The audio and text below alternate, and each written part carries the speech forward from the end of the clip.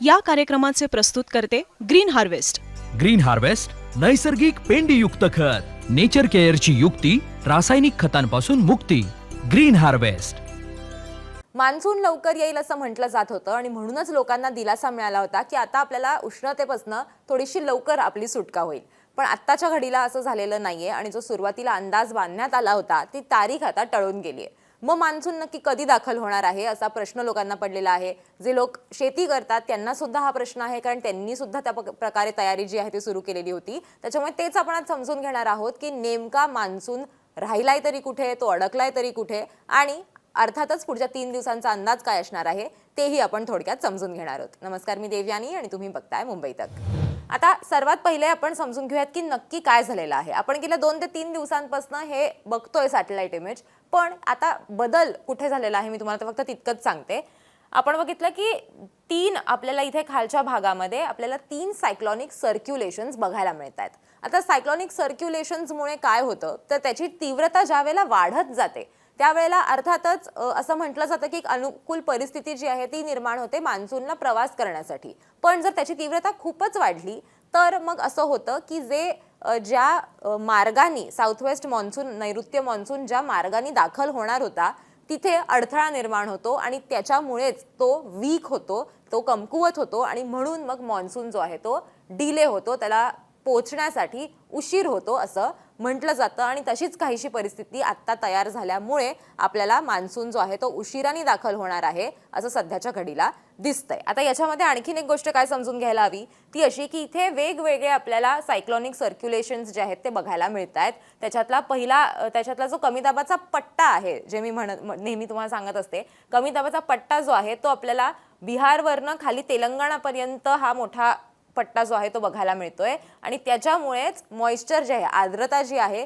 ती आपल्याला महाराष्ट्रात येताना बघायला मिळते आणि म्हणूनच महाराष्ट्रातलं तापमान हे पुढचे 2 ते 3 दिवस काही प्रमाणात कमी होण्याची शक्यता आहे असा अंदाज वर्तवण्यात आलेला आहे. म्हणजे विदर्भ, मराठवाडा, त्याचबरोबर पश्चिम महाराष्ट्र, मध्य महाराष्ट्र या सगळ्या भागांमध्ये 3 ते 4 डिग्री सेल्सिअसनी तापमान जे आहे ते कमी होईल आणि त्याचबरोबर आपल्याला काही भागांमध्ये तुरळक ठिकाणी पाऊस सुद्धा बघायला मिळू शकतो असा अंदाज सध्याच्या घडीला वर्तवण्यात आलेला आहे. आता आपण पुन्हा एकदा मान्सूनवरती येऊयात की मान्सून जो उशिराने येतोय त्याची काय कारणं आहेत आणि मुळात मान्सून आलाय हे आपण कधी हवामान खात्याकडनं कधी सांगण्यात येतं की हो आता केरळमध्ये मान्सून दाखल झालेला आहे. तर ते आपण पुढच्या ग्राफिक्समधनं समजून घेऊया.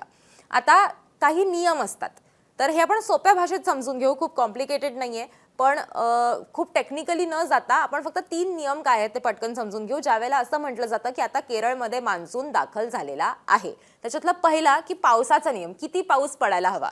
तर त्यांनी काय म्हटलंय बघा की केरळ आणि कर्नाटक किनारपट्टीवरील 14 ठराविक हवामान केंद्रांपैकी 60% केंद्रांवरती सलग 2 दिवस 2.5 मिलीमीटर किंवा त्यापेक्षा जास्त पाऊस पडायला हवा असं त्यांच्याकडनं सांगण्यात आलेलं आहे. 14 वेदर स्टेशन्स आहेत, त्याच्यातल्या 60% म्हणजे साधारण 9 वेदर स्टेशन्स जे आहेत तिथे हा इतका पाऊस झाला तर एक कंडिशन मान्सून दाखल झालाय केरळमध्ये हे म्हणण्यासाठीची पूर्ण होते आणि मग आणखीन 2 कंडिशन्स आहेत त्याही पूर्ण झाल्या की मग मान्सून दाखल झालाय असं म्हटलं जातं. त्याच्यातला हा पहिला नियम आहे किंवा ही त्याच्यातली पहिली अट आहे की इतका पाऊस जो आहे तो पडला पाहिजे तरच मान्सून आलाय असं आपण म्हणू शकतो. दुसरी अट काय आहे किंवा दुसरा नियम काय आहे ते बघू. वाऱ्याचा वेग आणि दिशा. आता त्यांनी काय म्हटलंय बघा की समुद्रावरून येणाऱ्या मान्सूनच्या वाऱ्यांची दिशा ही बदलून ती पश्चिम किंवा दक्षिण पश्चिमेकडून व्हायला हवी. हे वारे फक्त जमिनीलगत नाही तर समुद्राच्या पृष्ठभागापासून थेट आकाशात उंचावरती हवामानशास्त्राच्या भाषेत 600 HPA पर्यंत वेगानं वाहणारे असावेत. म्हणजे जी दिशा आहे साऊथ वेस्ट मॉन्सून त्याला म्हणण्याचं एक कारण असतं आणि त्याच्यामुळेच ती जी दिशा आहे ती ज्या वेळेला तशी फिरते त्यानंतर मान्सून जो आहे तो केरळमध्ये दाखल झालाय असं म्हटलं जातं. त्याच्यासाठीची ही दुसरी अट आहे किंवा हा दुसरा नियम आहे. त्याच्यामुळे सोसाट्याचा वारा आहे, वेगाने वारे वाहत आहेत असं जे सातत्यानं म्हटलं जातं त्याचा अर्थ नेमका काय असतो, तर ते का म्हटलं जातं, ते का होतं, तर त्याच्यासाठीचं हे थोडंसं एक्सप्लेनेशन आहे की ज्या वेळेला वाऱ्याची दिशा ही एका स्पेसिफिक पद्धतीत वळते, म्हणजे दक्षिण पश्चिमेकडून ती ज्या वेळेला होते त्या वेळेलाच मान्सून दाखल झालाय असं एका अर्थी म्हटलं जातं. आता तिसरा नियम काय आपण बघूया. आता तिसरा out going long wave radiation, याचा अर्थ काय असतो तेही आपण समजून घेऊ. की ढग जे आहेत ते किती दाट आहेत, किती ढगांची, म्हणजे आपण बघतो की आपण असं कायम म्हणतो की ढग जे आहेत ते दाटून आलेत. बघा पूर्ण आकाश जे आहे ते आपल्याला ग्रे रंगाचं झालंय किंवा अगदी अंधार पडलेला आहे, म्हणजे आता नक्कीच पाऊस येईल असं जे आपण म्हणतो. तर ती ढग जे आहेत ते ढग हे किती दाट असायला हवेत म्हणजे मान्सून आलाय असं म्हटलं जातं. तर त्याचं सुद्धा एक्सप्लेनेशन त्यांनी दिलेलं आहे की सॅटेलाइटद्वारे आकाशातील ढगांची घनता ही मोजली जाते. जेव्हा अरबी समुद्रावर मान्सूनचे दाट आणि उंच ढग हे सतत जमा होतात तेव्हा जमिनीची उष्णता ही अवकाशात जाण्यापासून रोखली जाते. म्हणजे तुम्ही विचार करा की जर आकाश आपल्याला छान निळं निळं दिसतंय, तिथे ढग नाहीयेत, मग मान्सून कसा दाखल होणार. त्याच्यामुळे ढगांची दाटी ही जास्त असणं हे अपेक्षित आहे आणि सतत क्लाउड फॉर्मेशन जे आहे ते होत राहिलं पाहिजे. ते झालं तर मान्सून दाखल होतं अशा एका पद्धतीने म्हटलं जातं. आता सॅटेलाइटच्या रीडिंगमध्ये जेव्हा ही उष्णतेची पातळी म्हणजे OLR व्हॅल्यू ही 200 वॅट्सपेक्षा कमी नोंदवली जाते तेव्हा ढगांची ही दाटी मान्सूनसाठी योग्य मानली जाते असं सुद्धा याच्यामध्ये त्यांच्याकडनं सांगण्यात आलेलं आहे. सो हे 3 नियम आहेत. हे 3 नियम ज्या वेळेला पूर्ण होतात किंवा या 3 अटी ज्या वेळेला पूर्ण होतात त्यावेळेला मान्सून दाखल झालाय असं म्हटलं जातं. आता आपण पुढच्या 3 दिवसांचा आणि मान्सूनची जो मॅप होता, जो त्यांनी इनिशियली जो अंदाज बांधलेला होता त्याप्रमाणे ही समजून घेऊयात आणि मग आपण महाराष्ट्राकडे वळूयात. आता याच्यामध्ये बघा त्यांनी काय म्हटलेलं होतं की अंदमान निकोबार जी बेटं आहेत ती बेटं पूर्ण झालेली आहेत, तिथे मान्सून दाखल झालेला आहे. त्याच्यानंतर त्यांची दिशा जी आहे, ह्या 2 इथे मुळात रेषा आहेत, normal dates of onset, actual dates of onset. म्हणजे लाल रेषा ज्या आहेत त्या अशा आहेत की कधी तिथे पाऊस पडतो युज्युअली, आणि निळ्या अशा आहेत की आत्ता तिथे दाखल झालेला आहे की नाही. सो आपण जर इथे बघितलं तर महाराष्ट्रात असं प्रेडिक्शन आहे की साधारण 10 ते 15 जून पर्यंत पूर्ण महाराष्ट्र जो आहे तो मान्सूननी व्यापलेला असेल असं आत्ताच्या घडीला इथे दिसतंय. पण केरळमध्ये सुद्धा अजूनही मान्सून दाखल झालेला नाहीये, पण तो बंगालच्या खाडीमध्ये म्हणजे बंगालच्या उपसागरात मध्यभागी सेंट्रल बे ऑफ बेंगॉलमध्ये तो पोचलेला आहे. त्याचबरोबर अरबी समुद्रात सुद्धा तो पोचलेला आहे आणि त्याच्यामुळे हा संपूर्ण भाग जो आहे तो आता मान्सूननी व्यापलेला आहे असं म्हटलेलं आहे. हळूहळू तो सरकतोय केरळच्या दिशेने, पण थोडासा वेळ लागू शकतो असा अंदाज सध्याच्या घडीला वर्तवण्यात आलेला आहे. कारण कुठलाही अंदाज मान्सूनचा आपण जर बघितलं तर एक डेट सांगितली आणि तसंच झालं असं होत नाही, कारण या सगळ्या गोष्टी ज्या आहेत त्या सगळ्या बदलत असतात. त्याच्यामुळे एखादी अट जर पूर्ण झाली नाही तर, किंवा ढग जर तितके दाटलेले नसतील, पाऊस झाला पण तो एकच दिवस झाला, किंवा अँटी सायक्लोन तयार झालं, सायक्लोनिक सर्क्युलेशन तयार झालं, तर या सगळ्या गोष्टींमुळे हे अंदाज जे आहेत ते वरखाली होत असतात. सो 26 मेचा जो ओरिजिनल अंदाज होता तो बदलून मग नंतर अर्थात 1 जूनची आपण सगळे वाट बघत असतो की साधारण 1 जूनला केरळमध्ये मान्सून दाखल होतो.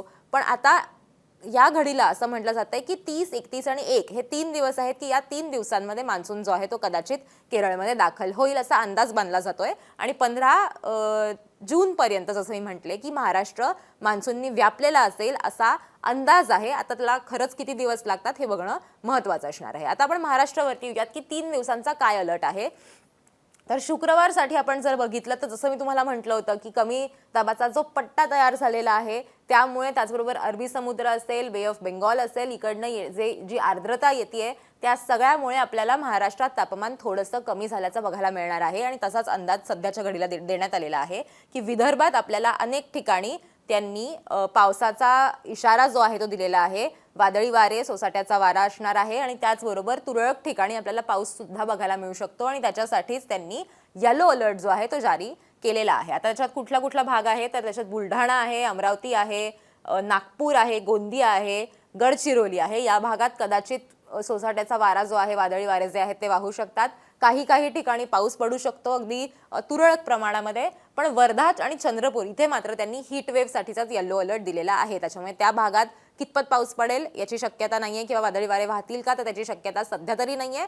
पण तिथे जर कारण अगदीच नेबरिंग हे सगळं आहे तर त्याच्यामुळे कदाचित तिथे सुद्धा काही प्रमाणामध्ये तापमान जे आहे ते थोडंसं कमी झालेलं आपल्याला बघायला मिळू शकतं. कारण ऑरेंज अलर्ट आणि रेड अलर्टमध्ये हे जिल्हे होते, पण आता मात्र ते कमी झालेलं आहे. तिथे रेड आणि ऑरेंज अलर्टच्या ऐवजी येलो अलर्ट देण्यात आलेला आहे. त्याचबरोबर उर्वरित महाराष्ट्रात कुठेही अलर्ट देण्यात आलेला नाहीये हीटवेव्हचा. फक्त अनेक ठिकाणी वादळी वारे वाहू शकतात असा अंदाज वर्तवण्यात आलेला आहे. आता आपण 30 तारखेचा अंदाज बघूयात. 30 तारखेला बघितलं तर आपण महाराष्ट्रात अनेक ठिकाणी वादळी वारे वाहू शकतात, तुरळक ठिकाणी अगदी कमी प्रमाणात पाऊस पडू शकतो असाही अंदाज वर्तवण्यात आलेला आहे.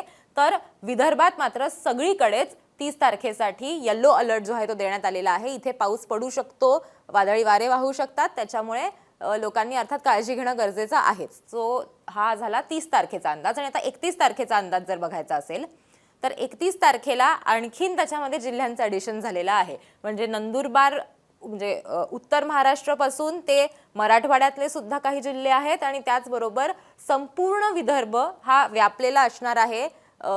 वादळी वारे वाहू शकतात असा अंदाज आहे आणि त्याचबरोबर पाऊस सुद्धा अनेक ठिकाणी पडू शकतो असा अंदाज आहे. त्याचबरोबर सोलापूरमध्ये सुद्धा येलो अलर्ट देण्यात आलेला आहे. मात्र कोकण आणि पश्चिम महाराष्ट्रातल्या अनेक भागांना कुठलाही अलर्ट देण्यात आलेला नाहीये. तिथे फक्त त्यांनी एक साईन दिलेली आहे की कदाचित वादळी वारे आपल्याला वाहू शकतात, आपल्याला असं वाटू शकतं की अरे कदाचित पाऊस येईल की काय. पण अर्थात एक चांगली गोष्ट आहे की अनेक दिवसांनंतर असं झालं की कुठेही हीट वेव्हचा अलर्ट देण्यात आलेला नाहीये. त्याच्यामुळे संपूर्ण महाराष्ट्रात 31 तारखेला आपण म्हणजे रविवार जो येतोय 31 तारखेला आपण बघितलं तर हीट वेव्हचा इशारा कुठेही नाहीये. त्याच्यामुळे तापमान जे आहे ते कदाचित महाराष्ट्रातलं जसं मी सुरुवातीलाही म्हणले की हळूहळू कमी होईल असा अंदाज वर्तवला जातोय. तर त्याच्यासाठीचेच हे सगळे अलर्ट त्यांच्याकडनंही देण्यात आलेले आहेत. सो हा झाला पुढच्या 3 दिवसांचा अंदाज. आणि मान्सून जो आहे तो आता कदाचित 1 तारखेपर्यंत केरळमध्ये दाखल होऊ शकेल असं सध्याच्या घडीला हवामान खात्याकडनं म्हणण्यात येत आहे. पण तो आणखीन पुढे जातो, लवकर येतो, नक्की काय होतं त्याचे अंदाज घेऊन आम्ही तुमच्यासमोर येतच राहू.